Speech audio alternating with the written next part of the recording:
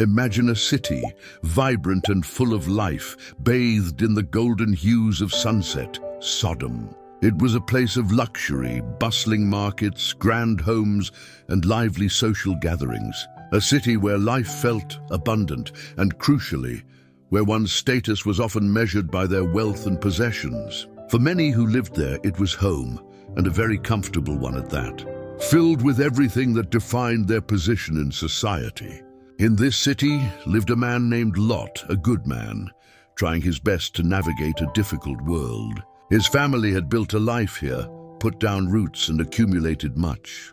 Their possessions were not just items, they were symbols of their success, their place, their very identity within Sodom's society. One evening, two strangers arrived at his door, carrying a message that would change everything. A message of impending judgment. "Get out," they urged. "Now, don't look back." Panic, fear, adrenaline. Lot, his wife, and their two daughters were literally dragged from their home. "Run for your lives," the angels commanded. "Don't stop, don't even glance behind you. Escape to the mountains, or you'll be swept away."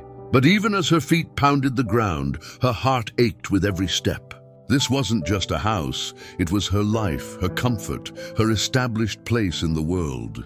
The valuable possessions, the fine clothes, the beautiful ornaments, the very essence of her comfortable life and her elevated status, it was all being ripped away.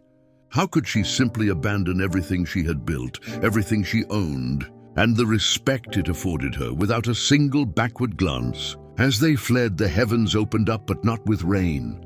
Fire and brimstone rained down upon the cities they had just left. The ground trembled, the air grew thick with heat and smoke. It was terrifying, overwhelming.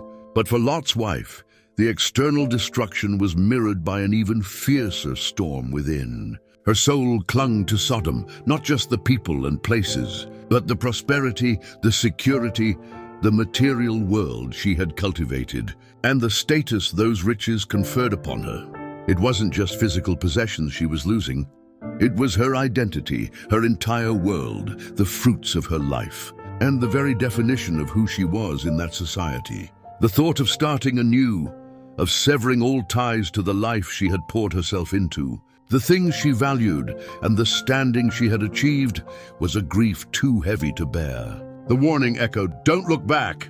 But the gravitational pull of her past, the unbearable weight of letting go of her cherished life, her possessions, and the status they represented was too strong. In that moment of profound internal conflict, driven by a deep, heartbreaking attachment to her earthly treasures and the social recognition they brought, she turned, just for a second, and in that instant, she became a pillar of salt. A monument not just to disobedience, but to a heart so profoundly entangled with its past, so unwilling to release its grasp, so focused on what was being lost, her possessions, her status, her entire social existence, that it solidified in place. A poignant reminder of the fierce battle within, when the past and its material allure and social definitions refuses to release its grip, and the future demands a surrender we're not ready to give. Her story isn't just about what happened, but why. What was she truly feeling in that final glance? Was it the painful farewell to a beloved home, to friends, to familiar routines? Or was it the overwhelming grief of severing ties with a life she had poured so much into acquiring and maintaining, not just for comfort, but for who it made her in the eyes of others? It's a powerful reminder for us all. Sometimes the greatest challenge isn't the external threat, but the internal struggle to move forward. To truly embrace a new path, we have to willingly release the old, including our attachments to what we own and the status they confer, trusting in the direction we're being led, even when it means leaving behind comfort and familiarity. It's about choosing life and choosing the future over the ashes of what once was. Thanks for watching. Subscribe and share.